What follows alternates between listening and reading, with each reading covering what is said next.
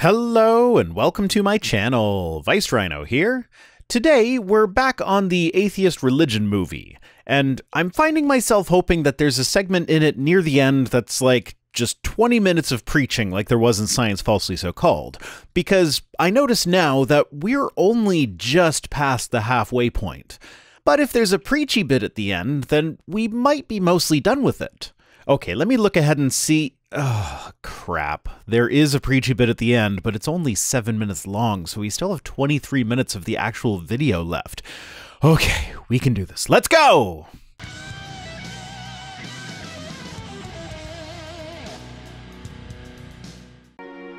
Well, the dust that we see in space actually proves creation. Now, there's two aspects to that.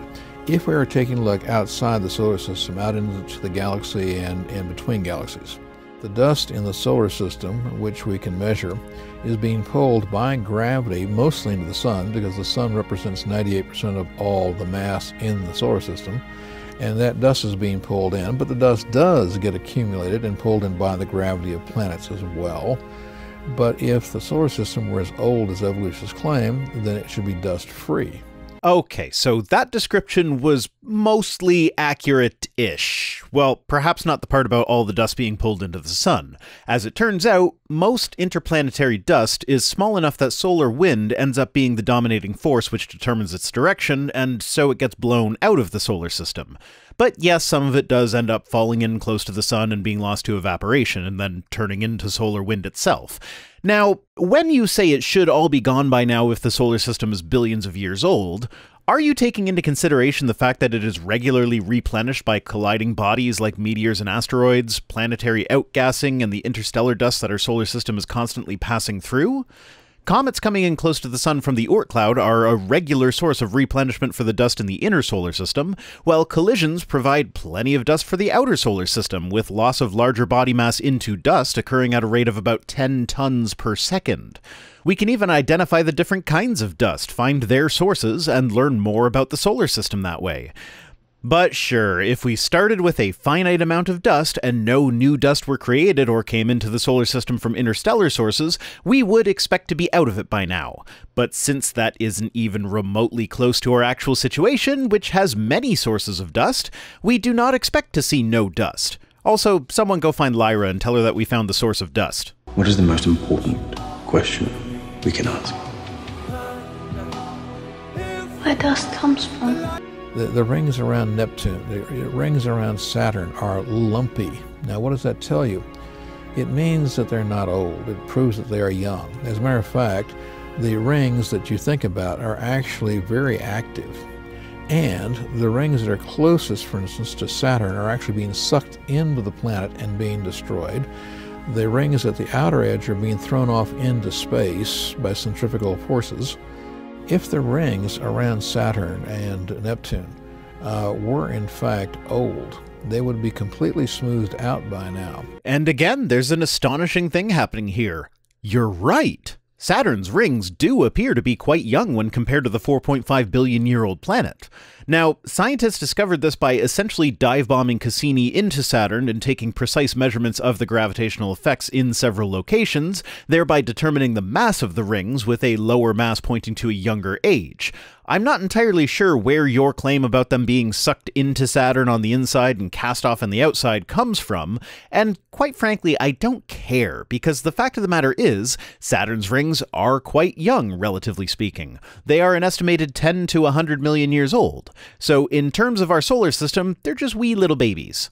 Now, there was one hypothesis in the church that would have the rings of Saturn being significantly younger still. The idea was that Jesus' foreskin ascended into the heavens at the same time as Jesus himself did, and it surrounded Saturn to form its rings. And I'm being serious here, that was an actual idea proposed by a 17th century Vatican librarian named Leo Alatius, in his unfortunately unpublished work, A Discussion of the Foreskin of Our Lord Jesus Christ.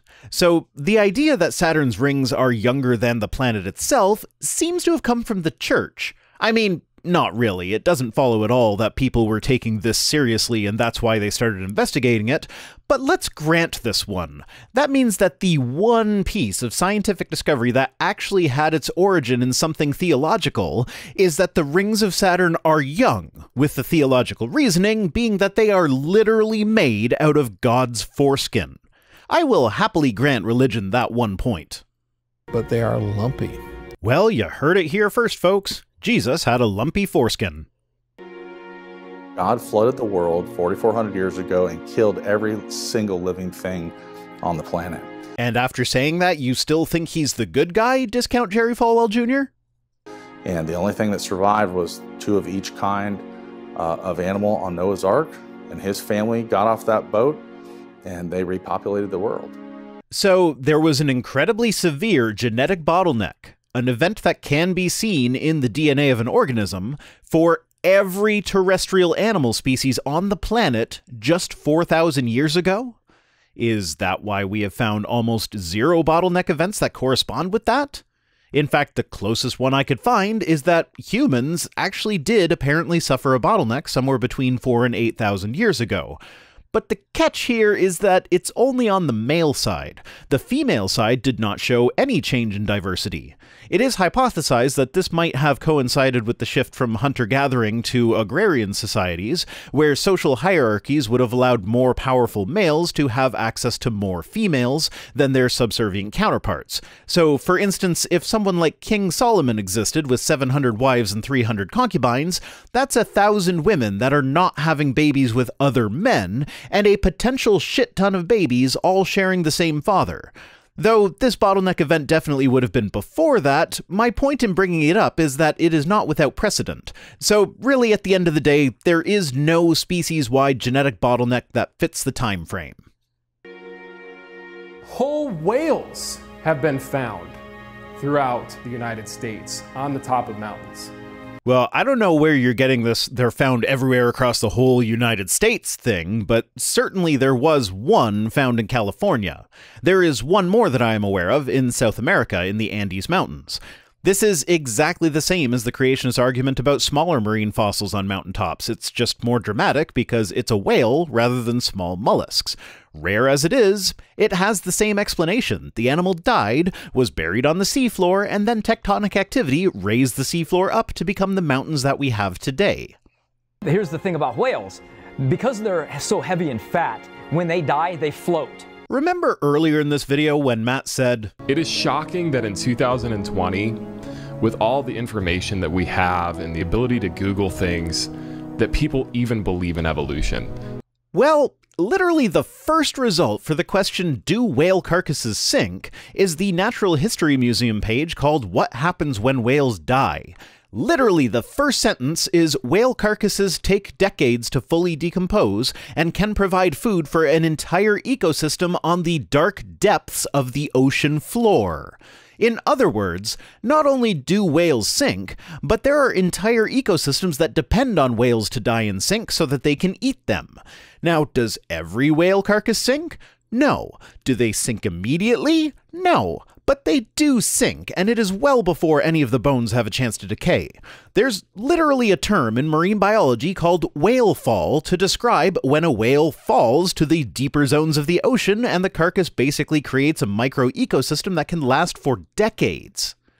And when they float, their carcasses start immediately being eaten. They would be eaten by birds, by sharks. You can watch it on YouTube videos even today. Watch a whale that dies.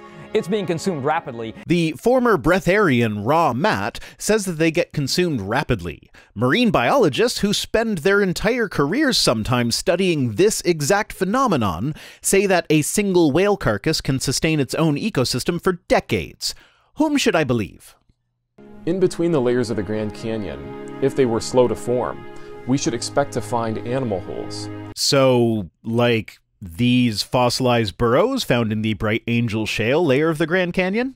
Trees would have grown in the layers, plants. So, like these fossilized plants found in the Hermit Shale layer of the Grand Canyon? Wouldn't you expect to find roots in the layers? Okay, so I didn't find anything about roots being fossilized in the Grand Canyon. That's 1 out of 3. But, I mean, the Grand Canyon has several distinct ecosystems piled, one right on top of the other, ranging from sea to desert and a bunch more. Point is, you are looking for very specific markers of very specific creatures from a very specific ecosystem that you think should be there. And well, 2 out of the 3 of the things you said you were looking for are actually there, and the third might be as well, I just didn't see anything in my quick search. But the geology and the fossil evidence together paint a very vivid picture of the different ecosystems that are represented in the Grand Canyon, and none of them point to a worldwide flood. The seas that cover that area were mostly of the shallow variety, and fossilized raindrops and mud cracks toward the younger layers of the formation wouldn't be possible in flood conditions. What about fossilized seashells up on the top of Mount Everest? See my previous answer regarding the fossil whales in the mountains of the Americas. How'd they get there? Evolutionists say, well, they were pushed up through millions of years of plate tectonics. Oh, so you actually know the explanation? Huh. Well, I mean, I have no doubt that you've had that explained to you before. I guess I'm just surprised that you actually told your congregation about it. The clams that are found there are closed. Now, they have a particular protein that's in them that when they die, it gets released and it forces them to open. There's no way they can stay closed. Well, it's hard to find specific information on that because the search results are all clogged with cooking advice telling you not to eat any clams or mussels that are open when you get them, and don't close when you tap on their shell. I did find a site that went over the myth that you should discard any mussels that don't open when you cook them, because that doesn't mean they went bad or anything, it's just that the heat of cooking can have a different effect on the mussels that hold the shell closed. So, yes, mussels and clams do tend to open when they are dead, but it's not because of some protein reaction like you're saying, it's because of decay. They have ligaments that tend to push the shells open, and they have to exert their muscles to hold the shells closed. So when they die, the muscles relax and the shells open. But as we have learned from cooking, there are circumstances under which they can remain closed after death, and I would think being buried under sediment would be one of those circumstances. It's not difficult to force it to stay closed. Being buried in mud or sediment seems adequate to accomplish that. And notably, the fossilized sea creatures on Everest show signs of having been in a well-established marine community, as in they weren't just swept up there in the flood, they were living there in an established ecosystem, and this has been known since at least the 1600s. And on top of that, the physics of a flood would not lift the bottom-dwelling marine organisms to the tops of the mountains because that's not how physics works. They would be swept down into the low places. So, yeah, I guess superficially you could say, look, I found water critters on a mountain, that means the mountain must have been underwater, but any amount of cursory research into the matter will explain why that's not actually the case. Ooh, this section is called Polystrata Fossils, which I would have thought, and my spell checker agrees, that it would be polystrate fossils, but whatever. How much do you want to bet that the only definite examples of polystrate fossils are going to be trees? Polystrata fossils. You got trees that broke off in the flood. Yep, there you go. Trees.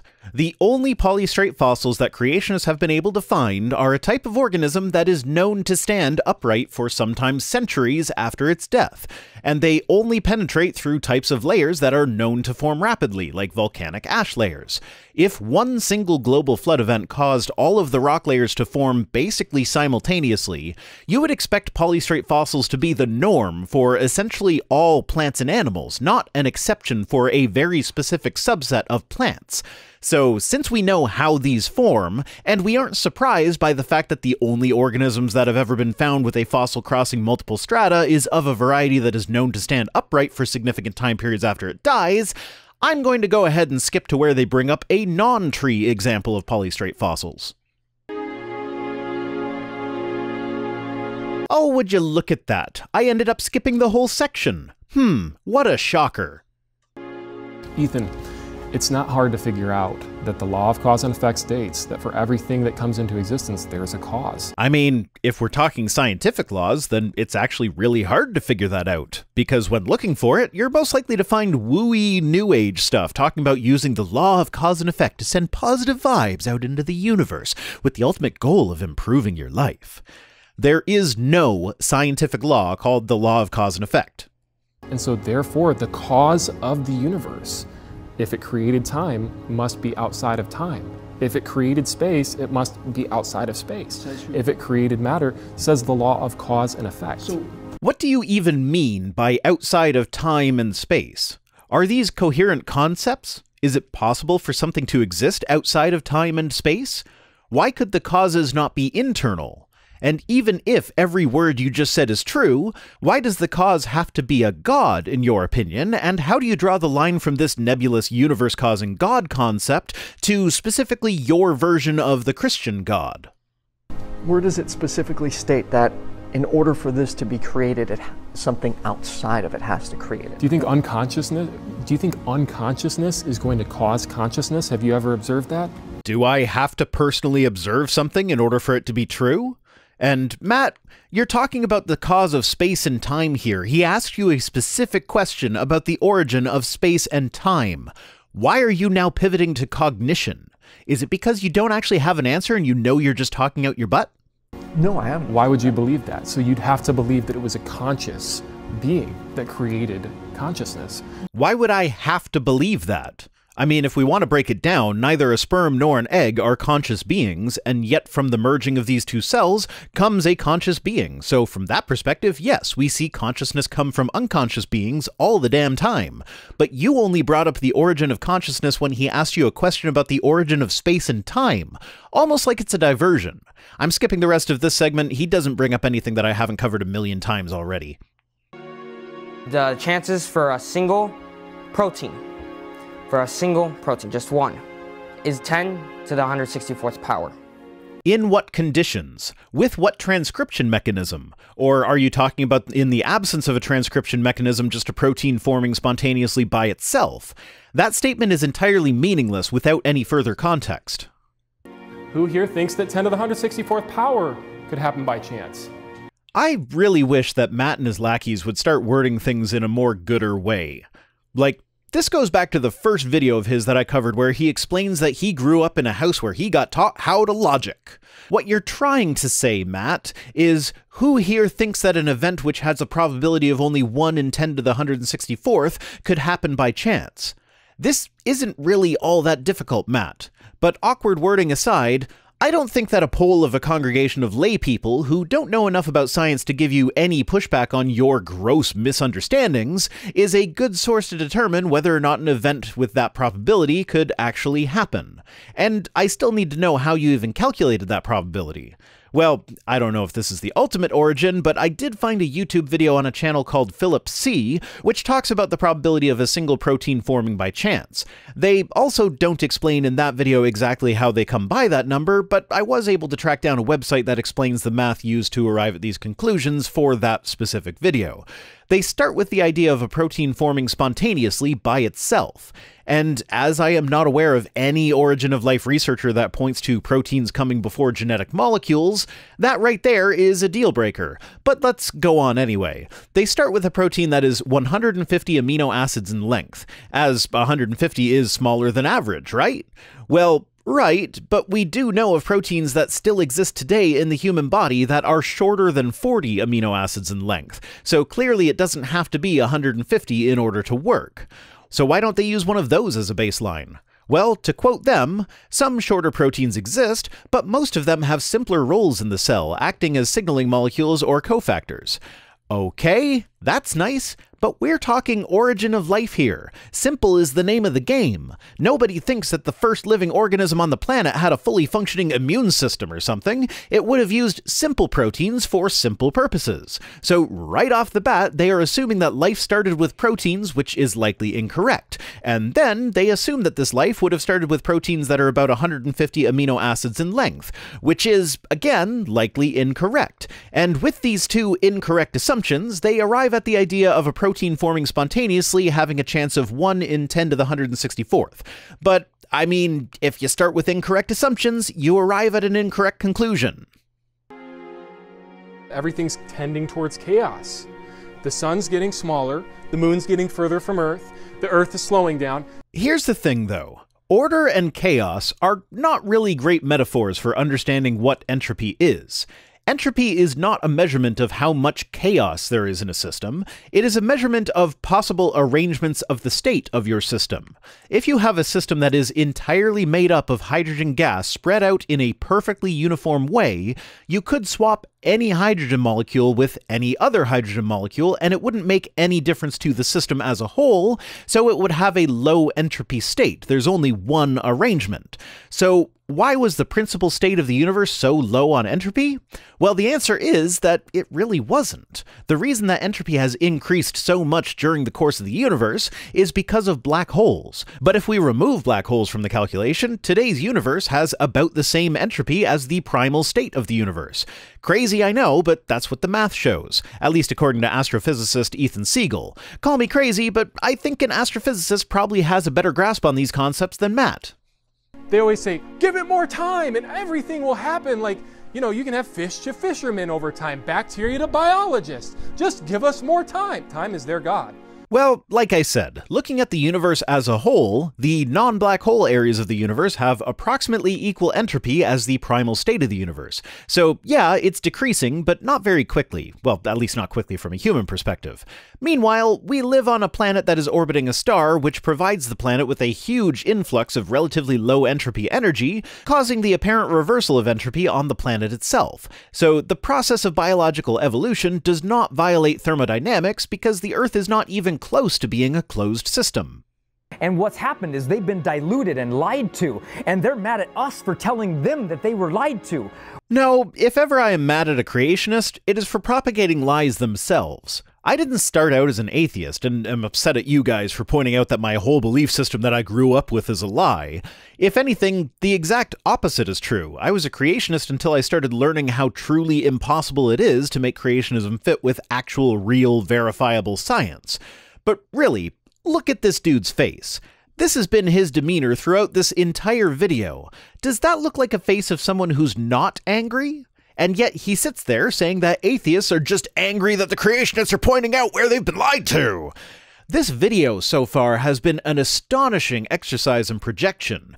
You can even tell if you watch Aaron Ra's stuff where Matt twists Aaron's phrasing just a little bit to make it fit his own narrative, because Aaron is good at coming up with catchy turns of phrase, and Matt's congregation probably doesn't watch anything of Aaron's, so won't realize that Matt is pilfering his stuff.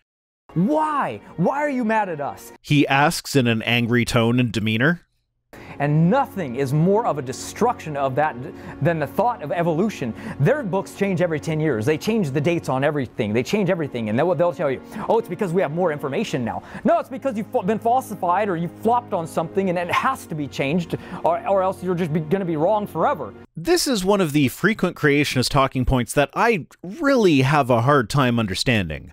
If evolutionists are lying to promote an idea that they know to be false, why would they need to change? They are the ones making the discoveries that cause the changes. If they are lies, why would they not just lie about the new discoveries to make it fit with the current models and make everything appear more accurate than it actually is?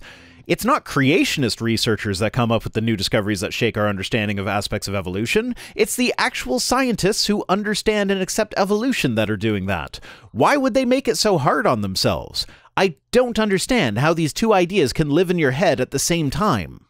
So here's how schools trick you.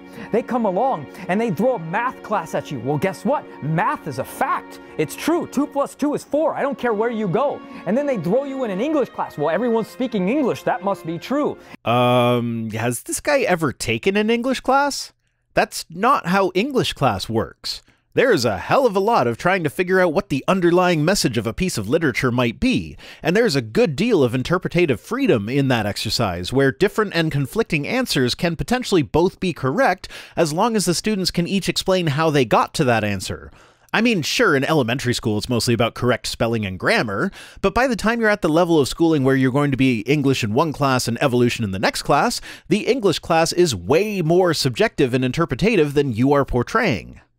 And then they tell you about history and they explain things to you. And then they throw you in this random evolutionary class where everything's subjective and changes all the time. You're confusing evolution with English and art. English and art are the classes where things are subjective and change all the time. Evolution only changes when a new discovery warrants a change. all of those years of school, you think that's going to be easy to break with some guy walking up to you and saying evolution's a lie? You're going to be like, this dude's on crack. Evolution, what are you talking about? We see evolution all around us.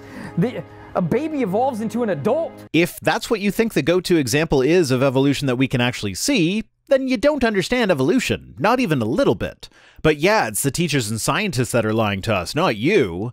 Evolution works on populations. An individual does not evolve.